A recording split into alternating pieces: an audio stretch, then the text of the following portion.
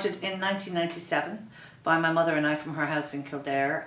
Basically, I was helping out at another animal rescue and it didn't work out. So she said, why don't you start your own?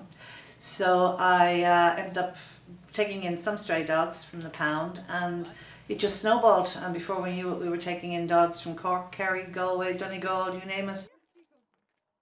As a result, everybody seemed to find out about PAWS, and soon people were ringing us from all over the country trying to get us to take unwanted animals.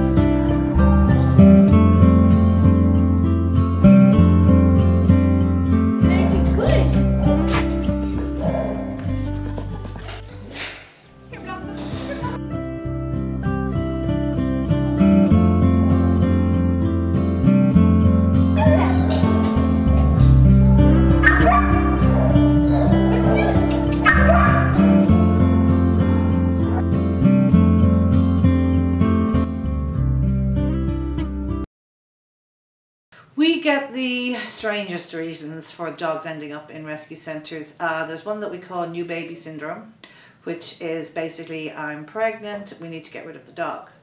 Now, I cannot understand that myself personally, because most of us have grown up with dogs from the time we were small babies. But it is a new phenomenon now in the last few years that people, if they get pregnant, they have to get rid of the dog. The other thing is that a lot of people are leaving Ireland. They're losing their jobs, they're emigrating to Australia, New Zealand. It seems to be a case of, well, the last person to leave the country, please turn out the lights, because as far as I can see, most of the country are leaving.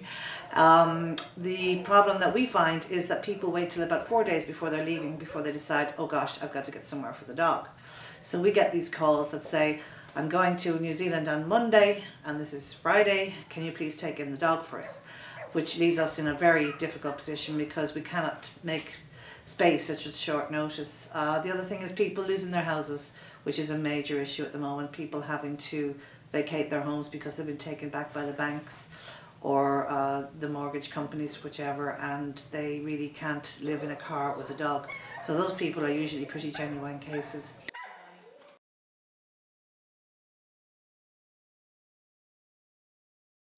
Our running costs last year were €243,000, and that was all raised except we get a small grant from the Department of Agriculture. Last year it was 28,000.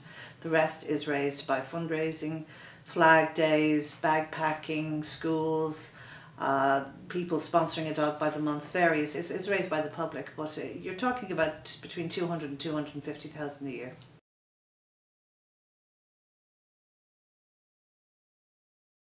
Well, we find here the most abandoned dog is the lurcher, unfortunately. A lurcher is anything crossed with a greyhound, and they are the dogs that we get the most of brought in as strays. They're usually in very bad condition when we get them. They're usually suffering from mange, malnutrition.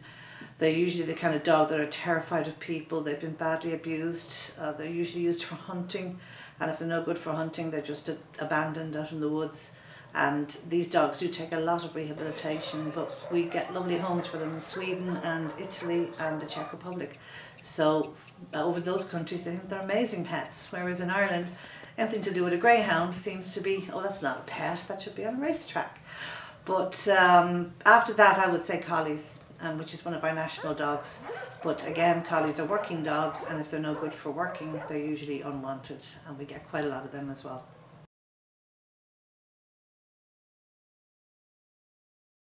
We have conditions of adoption. You can't just walk in and walk out with a dog. We have a questionnaire that people fill out.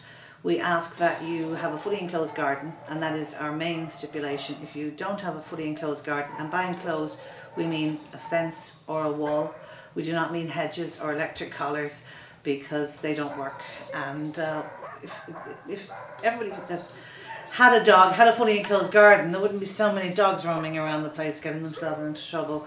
But we also ask the dogs be house pets, because we don't believe in dogs being dumped out in back gardens 24/7.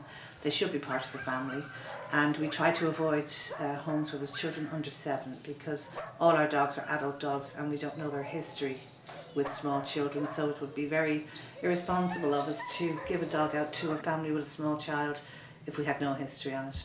But they're the 3 main things, and if you qualify for those 3 conditions of adoption, then we're talking. So people come in, they fill out a questionnaire, we do a home check to make sure that the garden is enclosed, and then we get the dog neutered, vaccinated, microchipped, and we bring it to the new home.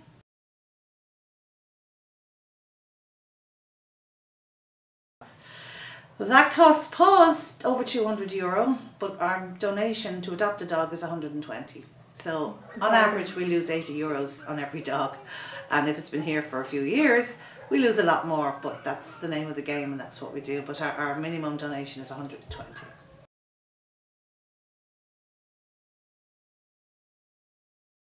Well, we always need dog walkers, particularly Monday to Friday. We have a group that come out from Kilkenny on a Saturday and Sunday called Walk a Dog, and there's usually quite a lot of them. So if anybody is available Monday to Friday to give a few hours in the afternoon to bring some of the dogs for a walk, it's marvellous. The dogs really look forward to it because they love to get out of the kennels. We also need help in the kennels themselves, grooming, playing with the dogs, scrubbing, picking up poo. All these things have to be done, and so volunteers are always welcome every day.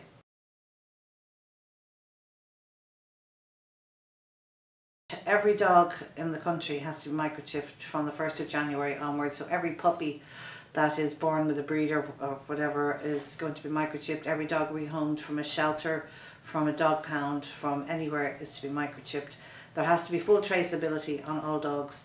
It's good because, first of all, rescues like ours that get in genuine stray dogs that have actually genuinely got out of the home by accident or whatever, they can be brought back home to their owners. If there's a farmer catches dogs worrying their sheep, they can get the owners of the dog, whether the dog is dead or alive. They can still have the dog scanned for a microchip and they can trace the owner of the dog. It's going to make all our lives a lot easier. It's going to be very hard to police, but I think the way it's going to be policed is through vets and through rescue centres and through dog kennels.